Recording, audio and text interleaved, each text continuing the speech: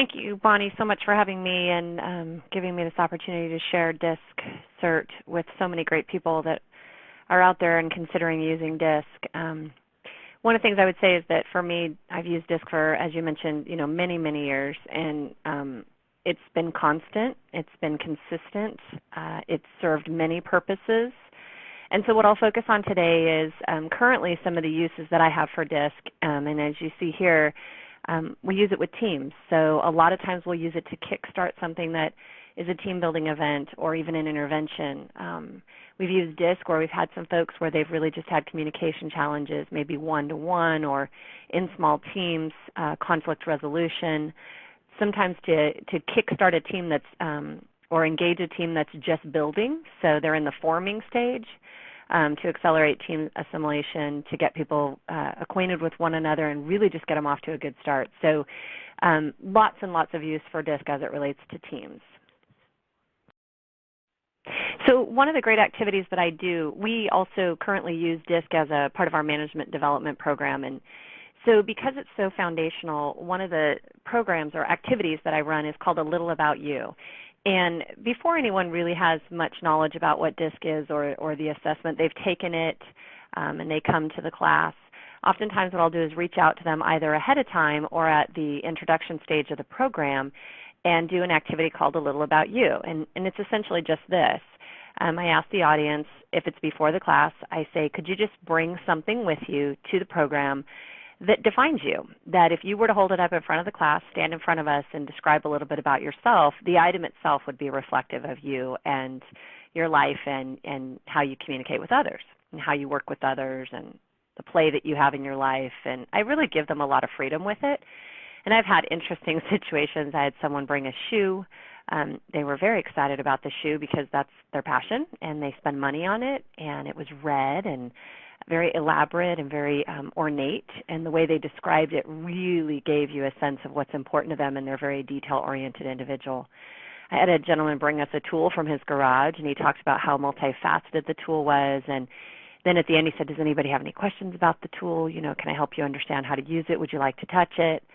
So if I do it beforehand, it's interesting because they bring the actual item, and it really raises the energy in the room. Oftentimes what I'll do is to start a program, I'll ask people just to go around the room and introduce themselves. Hi, my name is Melissa, and what you do for the company, and then a little about you. So the same thing, but just describe, if you were to go home right now and bring something back, what would it be? And I'll tell you what it does is I ask the audience members that are listening to listen not only for what the person is saying, but how they're saying it. So it really moves us quickly to pace and priority as it relates to DISC.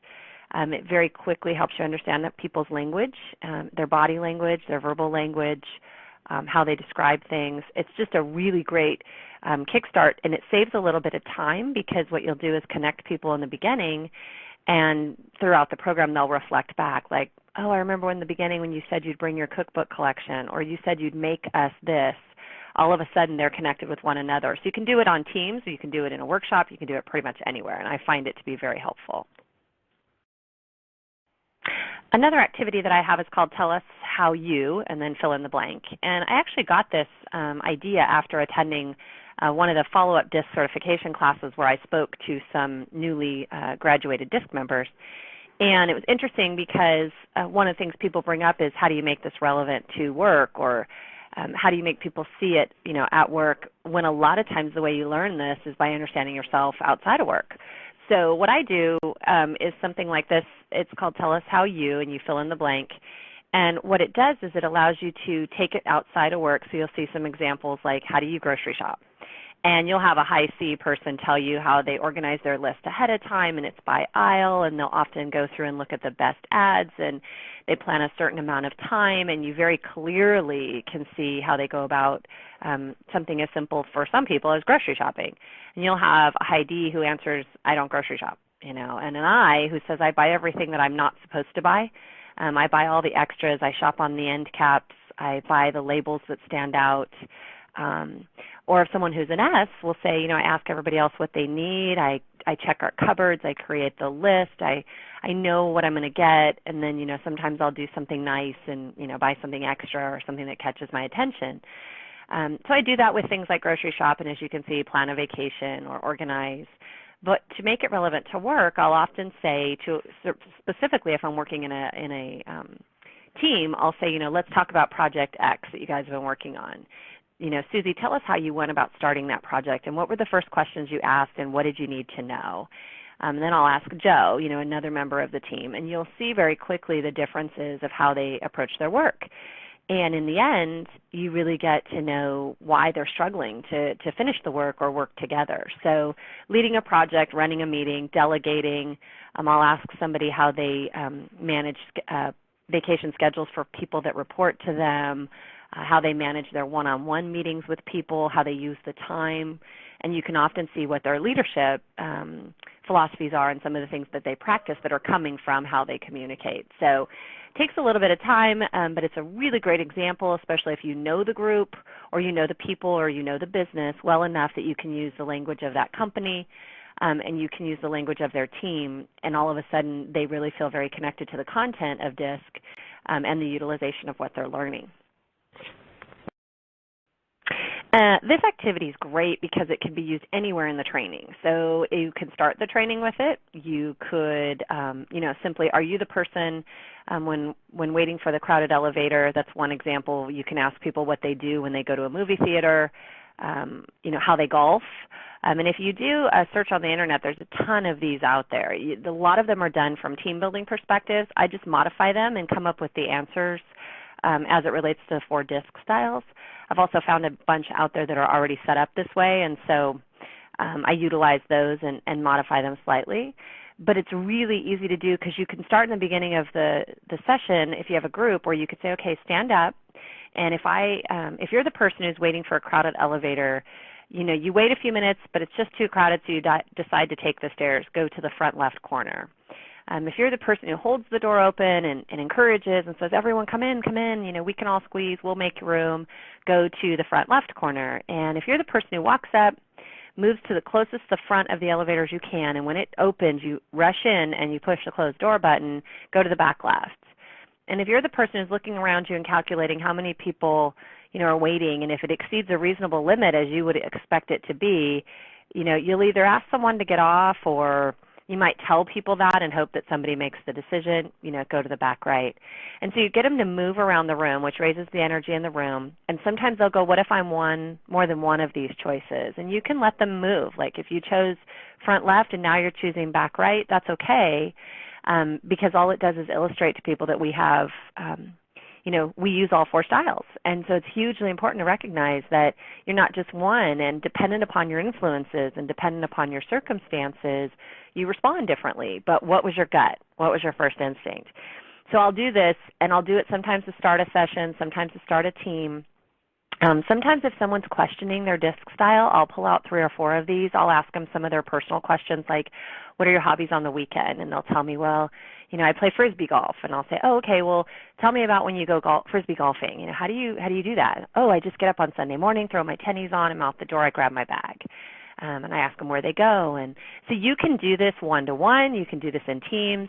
You can do it at the onset of the program. You can do it sprinkled throughout, so it just continually illustrates and reinforces, especially if you have people who are in doubt. It's very, very helpful for this. I like it. It really just gets the energy going, and I really believe in changing people's physiology when they're in a training session. So this is just an excuse and opportunity to be able to do that. So this activity is a short and simple one. It's real quick. You have some cutouts. I usually make them in color, like cardstock paper in different colors and different shapes, and you can do it a couple different ways. One, you can just ask people, have them on the table and just say, pick a shape that you like, and they'll grab one and tell us why. And do this in table groups so they talk to each other. And what I do with this is I wait as we get into the session after we've uncovered what's a D, what's an I, what's an S and a C, how do they show up, what does that look like. Oftentimes I'll leave the shapes out during that time, and at the end I'll just say, grab a shape, or maybe 3/4 into the session. And they'll have to talk to each other about why they picked the shape. And sometimes you'll have people say, why pick a square? Because it's, equal. All 4 sides are equal, and that to me is important, or, makes sense, it's logical. And the idea behind it is you'll get other people, like an I, who can't pick one shape, and they want the star, and they want that really cool, weird-looking thing. And then they all of a sudden pick because of the color. And then they tell you, I don't really care, I'll take any of them, So it's just nice dialogue for them, gives them an opportunity to think from a different perspective. Oftentimes what I'll do is if I have a program going and we take a break, I'll have them come back from break and do the shapes amongst themselves and just say what they learned. And they'll tell you things like, I never realized that I think this way all the time. Like even when I'm doing something as simple as picking a circle or a square, I actually have a reason why, or the color of it. And it just helps them to understand and helps me to understand some of their thinking. It also is a really good way to see their primary and secondary, because oftentimes they'll say, I would have gone with this one, but Susie had already taken that one, which I'm an S and I'm okay with her taking it. I wanted her to have it, but that would have been my first choice. And so it's really nice to hear them explain. Real simple. You can do it at any given time. You could do it in teams. You can do it in programs. You could do it pretty much anywhere. So TV trivia is something that I learned through your DISCcert, Bonnie, which was fantastic because so many people watch different television programs and you can learn a lot about folks just by what they tell you about what they watch. So it helps you, to connect with people. Love how it allows people to really think through the DISC and how a different character might show up and how the 4 different styles might be in one sitcom. So, the beauty of going to DISC certification for me really was around getting new tools, solidifying knowledge, building confidence, and the TV trivia just saves me time. I don't have to think about a new project or a new activity. I just go with it. So I really, really like the fact that DISCcert provided me all of that, and I have certain ones I use, and TV trivia is one of those. I use it repeatedly. And I love when people pick like Friends or Gilligan's Island, some of the older shows, because it really does, there's a lot of the characterizations in the 4 styles that come out in there. The other thing you can do with TV trivia, and you saw it just come up there, is follow-up. There's an opportunity where I give people these, if I have a manager coming through, I'll give them the activity and have them go back to their department or their own team and do this activity without anything else around DISC, just so that people can start utilizing it in their teams. So it also offers that opportunity, and DISC certification really just gave me the confidence to be able to use these tools easily. An email decoder is one of my favorites, especially in this world today. We use email so much, it's just become people's alternate communication. I think sometimes there's more happening through email than the normal communication channels as we would have known them.